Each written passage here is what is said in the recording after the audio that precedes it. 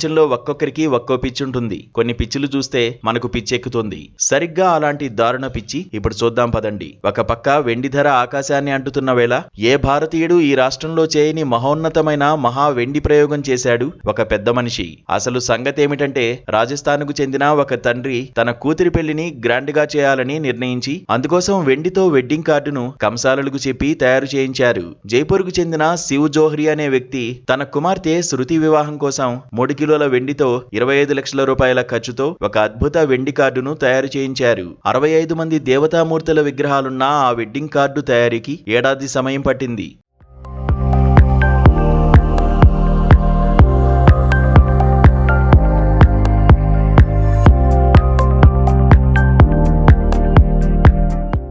తన కుమార్తె పెళ్లి ఆహ్వాన పత్రికను స్వయంగా తనే డిజైన్ చేశారు శివ్ జోహ్రీ. కేవలం బంధుమిత్రులనే కాకుండా సకల దేవతలను తన కూతురి పెళ్లికి ఆహ్వానించాలనే ఉద్దేశంతో ఇలా 65 మంది దేవతామూర్తులతో ఆ వెడ్డింగ్ కార్డు తయారు చేసినట్లు చెప్పారు. ఈ పెళ్లి పత్రిక తమ భవిష్యత్తు తరాలకు ఒక జ్ఞాపికగా మిగిలిపోవాలని కోరుకున్నానని అన్నారు. ఆహ్వాన పత్రిక మధ్యలో వధూవరుల పేర్లు శృతి జోహ్రీ, హర్షు సోని, లోపలి భాగంలో కుటుంబ సభ్యుల పేర్లను కూడా వెండిపైనే చెక్కించారు. ఆ వెడ్డింగ్ కార్డు తయారు చేయడానికి 128 వెండి ముక్కలను ఉపయోగించారు. ఆశ్చర్యం ఏంటంటే ఆ కార్డును అమర్చడానికి ఎక్కడ ఒక్క మేకు లేదా స్క్రూను కూడా వాడలేదు. వెండి కార్డుపై అతి సూక్ష్మంగా దాదాపు 65 మంది దేవతల ఫోటోలను చెక్కారు. వెడ్డింగ్ కార్డు పైభాగంలో వినాయకుడు, పార్వతీ పరమేశ్వరులు, లక్ష్మీ నారాయణులు కొలువై ఉన్నారు.